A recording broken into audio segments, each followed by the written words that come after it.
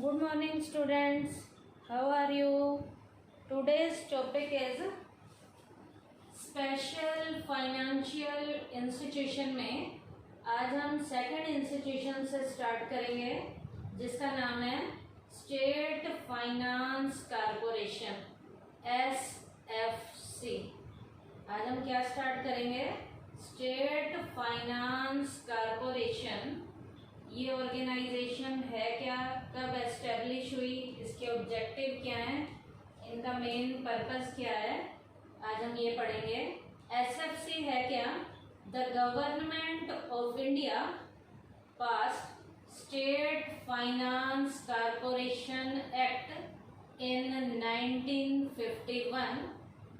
हमारी भारत सरकार ने स्टेट फाइनेंस कॉरपोरेशन का जो एक्ट है वो 1951 में पास किया with a view to establishing state level finance corporation, ताकि स्टेट लेवल के फाइनेंस को टाइमली प्रॉपर तरीके से एस्टेब्लिश किया जा सके।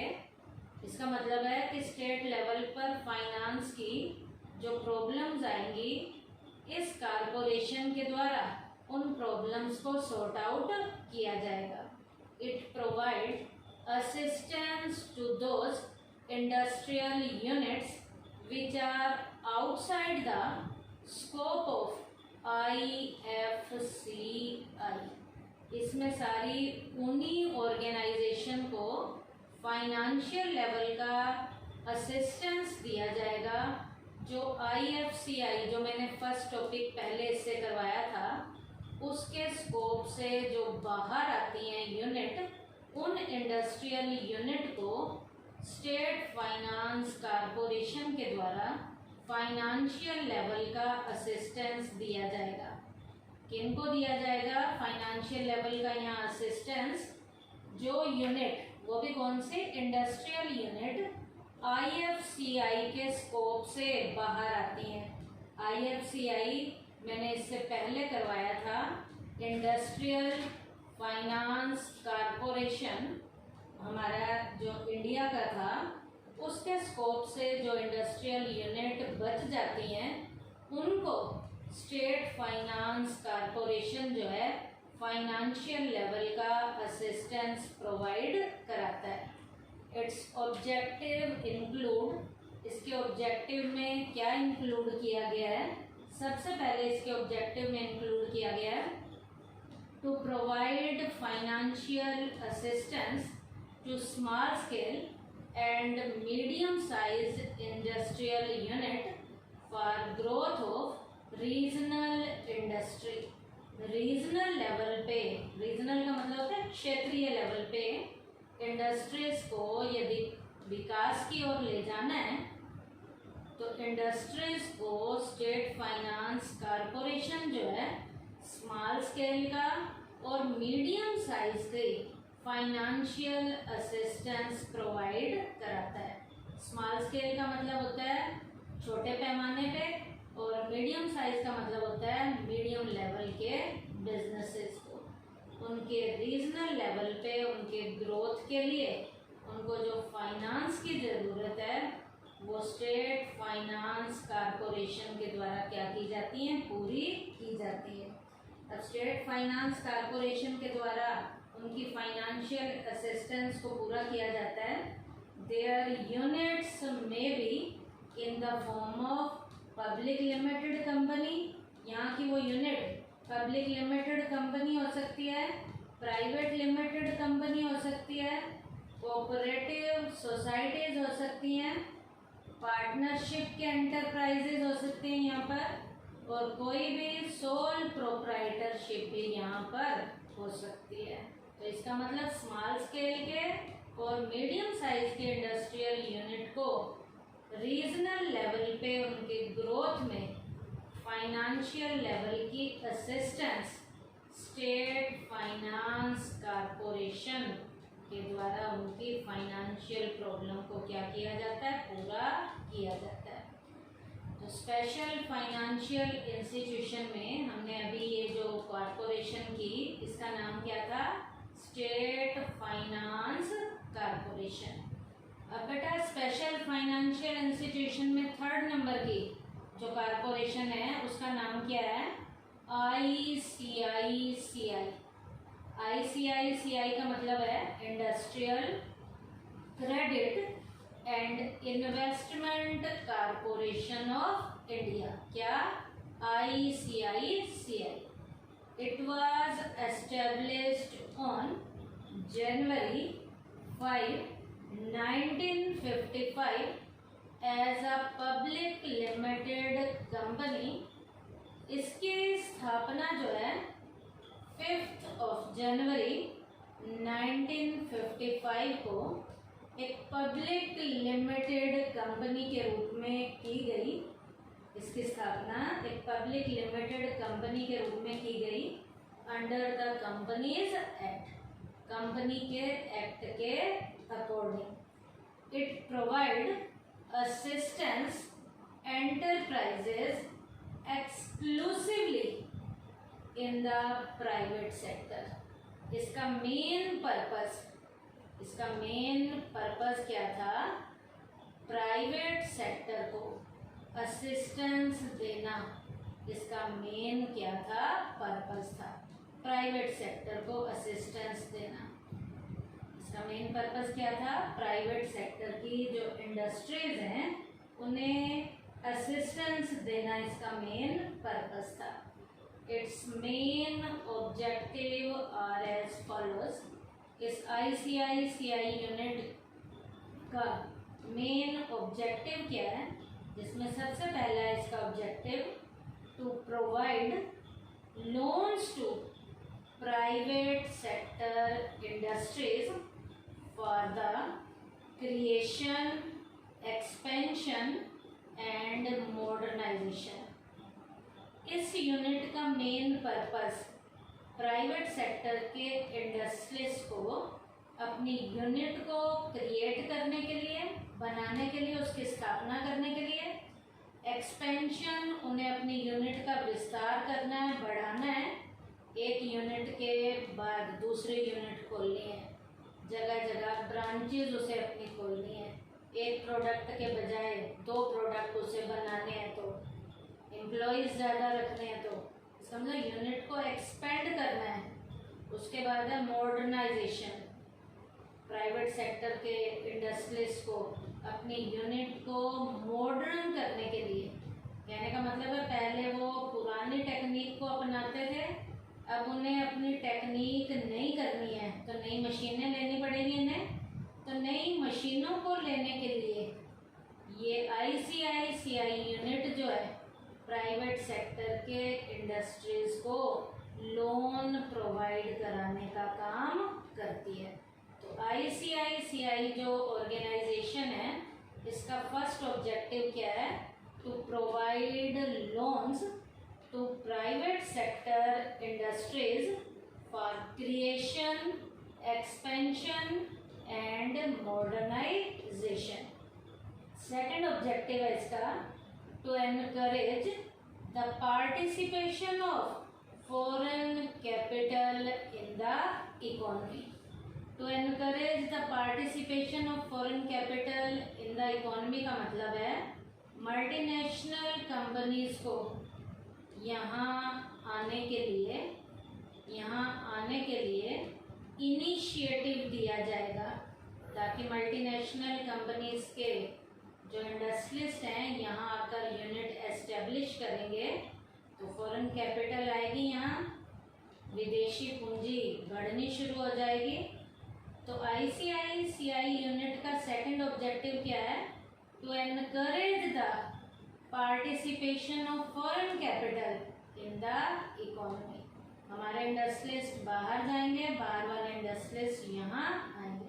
जब हमारे बाहर जाएंगे तो बाहर से कमा के लाएंगे, फॉरेन कैपिटल यहाँ बढ़नी शुरू हो जाएगी। तो फॉरेन कैपिटल का इकोनॉमी में एनकरेजमेंट इंक्रीज हो, ताकि फॉरेन लेवल के इन्वेस्टर इकोनॉमी के अंदर पार्टिसिपेट कर सकें। ये सेकंड इसका ऑब्जेक्टिव था। Third, to encourage private ownership of industries. Industries में प्राइवेट एंटरप्रेन्योरल का जो रोल है वो बढ़ सके, पब्लिक का रोल कम हो सके और प्राइवेट इंडस्ट्रीज के जो एंटरप्रेन्योरल हैं उनको एनकरेज करना ICICI यूनिट का मेन ऑब्जेक्टिव है। तो ये पॉइंट क्या है? To encourage private ownership of industries. तो ये सेकंड हमारा था स्पेशल फाइनेंशियल इंस्टीट्यूशन में कौन सा? ICICI industrial credit and investment corporation. इसे एस्टेब्लिश कब किया गया था? 5 जनवरी 1955 में। क्या पर्पस था? पब्लिक लिमिटेड कंपनीज को एनकरेज करना इसका मेन ऑब्जेक्टिव था और प्राइवेट सेक्टर के एंटरप्रेन्योरर को फाइनेंशियल असिस्टेंस प्रोवाइड कराना। इसके ऑब्जेक्टिव में 3 ऑब्जेक्टिव थे। क्या? To provide loans to private sector industries for the creation, expansion and modernisation, to encourage the participation of foreign capital in the economy, to encourage private ownership of industries. अब बेटा next special financial institution में 4th number पे जो institution है उसका नाम है industrial development bank of India, जिसे हम कहते हैं IDBI। क्या? IDBI। I का मतलब इंडस्ट्रियल, D का मतलब डेवलपमेंट, B का मतलब बैंक, I का मतलब इंडिया। अब इसका पर्पस क्या था? इसे एस्टेब्लिश कब किया गया? It was establish on July 1, 1964। इसे 1 जुलाई 1964 को इसे एस्टेब्लिश किया गया। Initially was started by the government of India as a subsidiary of Reserve Bank of India. शुरू में इसको एस्टेब्लिश जो किया गया था रिजर्व बैंक ऑफ इंडिया की सब्सिडरी के रूप में हमारी गवर्नमेंट ने स्टार्ट किया था कि रिजर्व बैंक ऑफ इंडिया जो हमारा मेन सेंट्रल बैंक है, ये इंस्टीट्यूशन उसके सहायक के रूप में, उसकी सब्सिडरी के रूप में उसके काम में हेल्प करने के लिए इसे शुरू में हमारी भारत सरकार ने इस को शुरू किया था। कब? 1 जुलाई 1964 को। RBI के सब्सिडरी के रूप में हमारी गवर्नमेंट ने इसको शुरू किया था। उसके बाद बेटा सब्सिडरी के बाद शुरू करने के बाद इसने इतना अच्छा काम किया कि इसे अलग भी कर दिया गया। On February 16, 1976 it became independent of the RBI। इसे RBI से 16 फरवरी 1976 को इसे RBI से क्या कर दिया गया? अलग कर दिया गया। इसे RBI से अलग कर दिया गया। क्यों अलग किया गया इसे? The IDBI was converted into full-fledged commercial bank। कब? On October 1, 2004। इसे बेटा 1 अक्टूबर 2004 को एक पूरी तरह से कॉमर्शियल बैंक के रूप में इसे क्या कर दिया गया? कन्वर्ट कर दिया गया। कब? 1 अक्टूबर 2004 को इसी इंस्टीट्यूशन को एक फुल फ्लेज कॉमर्शियल बैंक के रूप में कन्वर्ट कर दिया गया कि अब ये बिल्कुल ये इंस्टीट्यूशन कॉमर्शियल बैंक की तरह सारे के सारे काम करेगी। and resumed as IDBI Bank Limited, और इसे नाम क्या दिया गया? IDBI बैंक लिमिटेड का नाम दिया गया। इस इंस्टीट्यूशन का नाम क्या था? Industrial development bank of India. क्या थी ये? इस इंस्टीट्यूशन को जुलाई 1, 1964 को सबसे पहले RBI की सब्सिडरी के रूप में एस्टेब्लिश किया गया था हमारी भारत सरकार ने। उसके बाद बेटा फरवरी 16, 1976 को इसे RBI से अलग कर दिया गया। उसके बाद it was converted into full-fledged commercial bank on 1st October 2004। 1 अक्टूबर 2004 को इसे जो है फुल फ्लैज कॉमर्शियल बैंक के रूप में लिया गया। अब इसे इसका नाम क्या दिया गया? IDBI बैंक लिमिटेड का इसे क्या दिया गया? नाम दिया गया। बेटा इस इंस्टीट्यूशन के ऑब्जेक्टिव क्या हैं? तो हम इस लिखेंगे it was established to fulfil the following objective. कुछ ऑब्जेक्टिव को पूरा करने के लिए इस इंस्टीट्यूशन को एस्टेब्लिश किया गया। और वो ऑब्जेक्टिव क्या क्या हैं? जिसमें पहला पॉइंट है to coordinate the activities of other financial institutions including commercial bank. बेटा इसे जैसे कॉमर्शियल बैंक की एक्टिविटीज होती हैं वैसी ही फाइनेंशियल लेवल की एक्टिविटीज को करना इसका मेन क्या था? ऑब्जेक्टिव था। पॉइंट क्या है?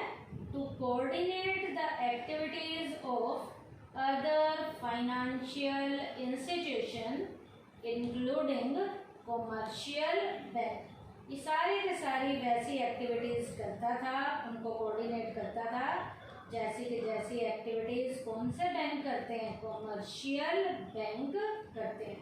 तो उन कॉमर्शियल बैंकों की एक्टिविटीज को कोऑर्डिनेट करना इसका मेन क्या था? ऑब्जेक्टिव था।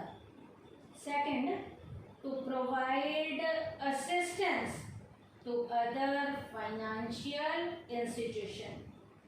दूसरी जितनी भी वित्तीय संस्थाएं हैं उन दूसरी वित्तीय संस्थाओं को भी असिस्टेंस प्रोवाइड कराना, उन्हें सहायता देना इस ऑर्गेनाइजेशन का सेकंड मेन ऑब्जेक्टिव था। क्या? To provide assistance to other financial institution. Third, to provide assistance to the industrial units directly. Industrial unit को डायरेक्टली भी असिस्टेंस प्रोवाइड कराना, उनकी सहायता करना इंडस्ट्रियल यूनिट की सीधे तौर पे, बीच में किसी मीडिएटर की हेल्प नहीं लेनी पड़ेगी। इंडस्ट्रियल यूनिट वाले सीधे इन इंस्टीट्यूशन से फाइनेंशियल लेवल का असिस्टेंस, कोई भी सहायता लेनी है तो ले सकते हैं। तो ये इंडस्ट्रियल यूनिट को डायरेक्टली असिस्टेंस प्रोवाइड कराने का काम करते हैं, उन्हें सहायता देने का काम करते हैं। Fourth, to provide managerial and technical assistance to industries. Industries को मैनेजरियल लेवल पे कोई प्रॉब्लम आ रही है या टेक्निकल लेवल पे कोई प्रॉब्लम आ रही है, तो मैनेजरियल लेवल पर और टेक्निकल लेवल पे इन्हें असिस्टेंस प्रोवाइड कराने का काम भी industrial development bank of India के द्वारा किया जाता है। तो इसका फोर्थ ऑब्जेक्टिव क्या है? To provide managerial and technical assistance to industries. तो इस ऑर्गेनाइजेशन के कितने ऑब्जेक्टिव हैं? 4 मेन ऑब्जेक्टिव हैं। पहला, टू कोऑर्डिनेट द